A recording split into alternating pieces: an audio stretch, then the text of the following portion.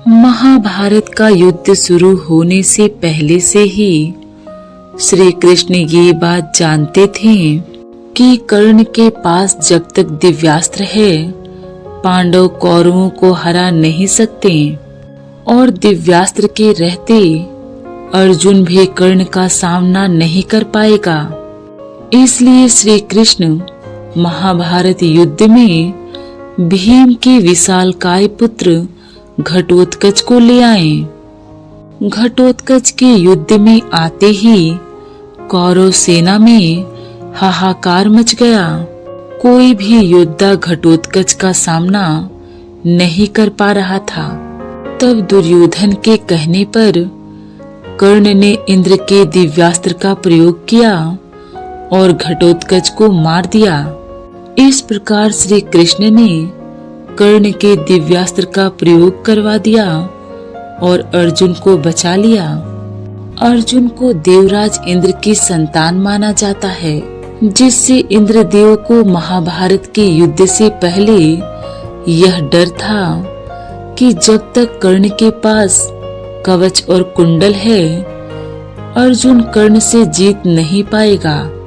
कर्ण को बहुत दानशील माना जाता था, जिससे इस डर को दूर करने के लिए इंद्रदेव ने ब्राह्मण का वेश धारण करके कर्ण से कवच और कुंडल दान में ले लिया और कर्ण से प्रसन्न होकर उसे एक दिव्यास्त्र दे दिया।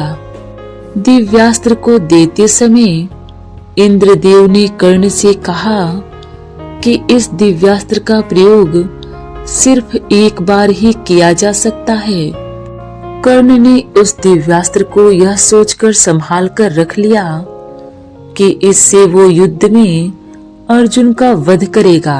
महाभारत में वर्णित कथा के अनुसार भगवान विष्णु के अवतार माने जाने वाले सुदर्शन चक्रधारी भगवान श्री कृष्ण महाभारत के युद्ध में अर्जुन के सारथी बने थे।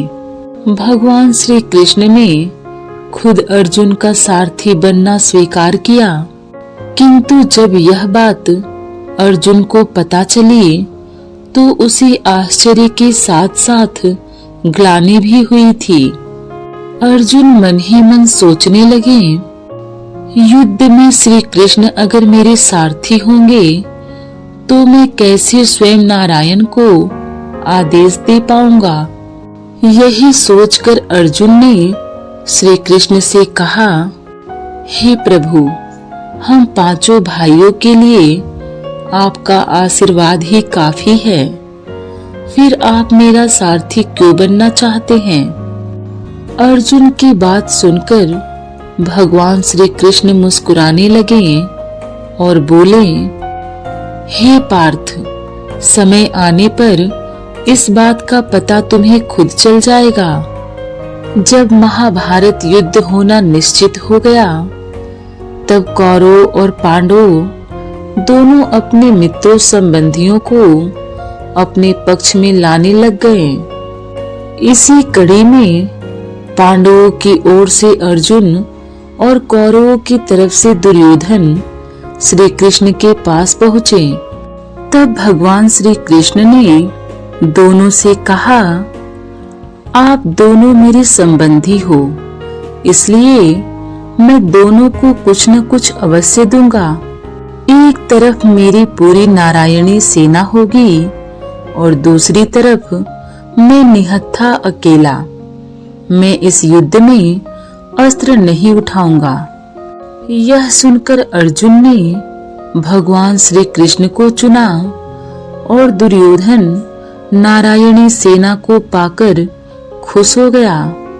दुर्योधन ने यही सोचा कि युद्ध में श्री कृष्ण अकेले क्या कर पाएंगे, वो भी बिना अस्त्र के। दुर्योधन नारायणी सेना के साथ वहां से निकल पड़ा और श्री कृष्ण अर्जुन के साथ हो गए। इसके बाद कौरव और पांडव युद्ध की तैयारी में जुट गए।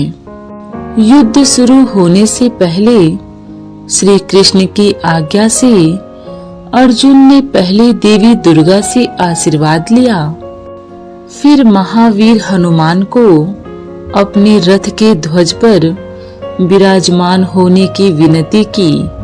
जब युद्ध शुरू होने का दिन आया तो श्री कृष्ण एक सारथी की भांति अर्जुन के शिविर से निकलने से पहले रथ को पूरी तरह तैयार करके खड़े थे। अर्जुन जब शिविर से अपने शस्त्रों के साथ युद्ध करने निकले तो श्री कृष्ण ने पहले अर्जुन को रथ पर चढ़ाया, फिर खुद चढ़े। अर्जुन का आदेश पाते ही श्री कृष्ण रथ को लेकर युद्ध भूमि की ओर निकल पड़े। कुरुक्षेत्र पहुंचकर जब अर्जुन ने देखा कि उसके सामने पितामह भीष्म, गुरु द्रोणाचार्य, गुरु कृपाचार्य जैसे अपने खड़े हैं, तो अर्जुन का हाथ कांपने लगा और उसने अपना गांडीव नीचे रख दिया। फिर श्री कृष्ण से बोला, हे प्रभु, मैं इनसे युद्ध नहीं कर सकता। तब भगवान श्री कृष्ण ने अर्जुन को गीता का उपदेश दिया और अपने विराट रूप के दर्शन दिए। तब जाकर अर्जुन युद्ध के लिए तैयार हुए। अर्जुन के युद्ध के लिए तैयार होते ही दोनों ओर से शंखनाद हुआ और युद्ध शुरू हो गया।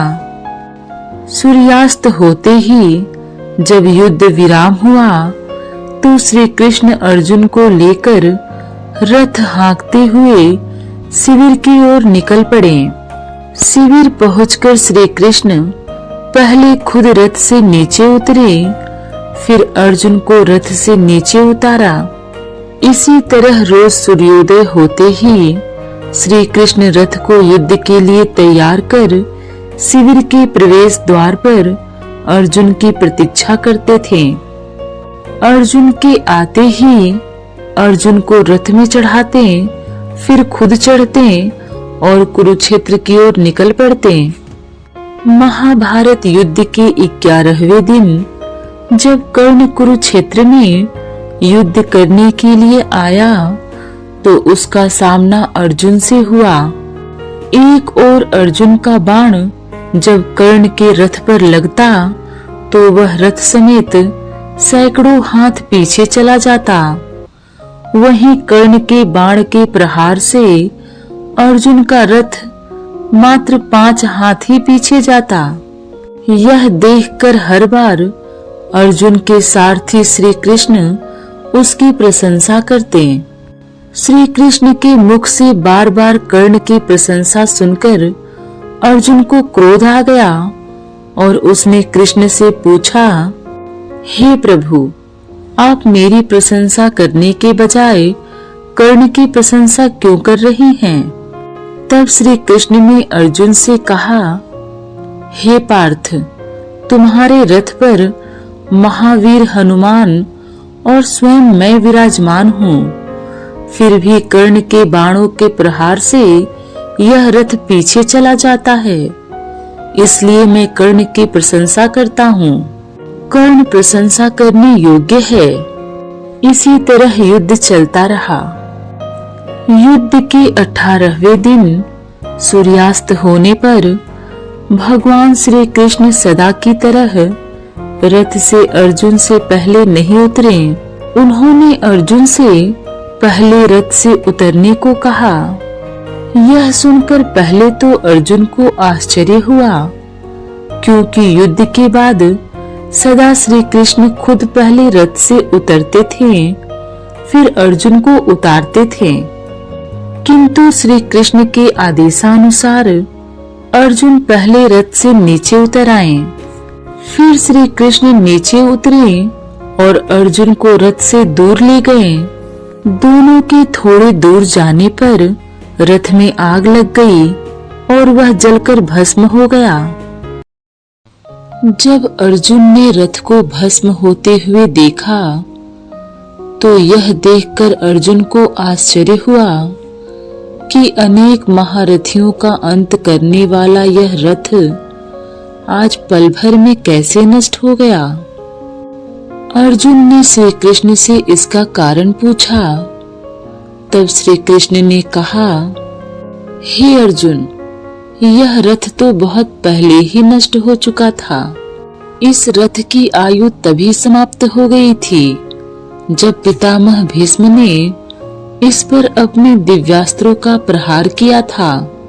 इसके पश्चात इसकी आयु फिर तब क्षीण हुई जब इस पर द्रोणाचार्य और कर्ण जैसे महारथियों ने अपने दिव्यास्त्रों से प्रहार किया था। उसके पश्चात यह रथ तो मेरे संकल्प से चल रहा था।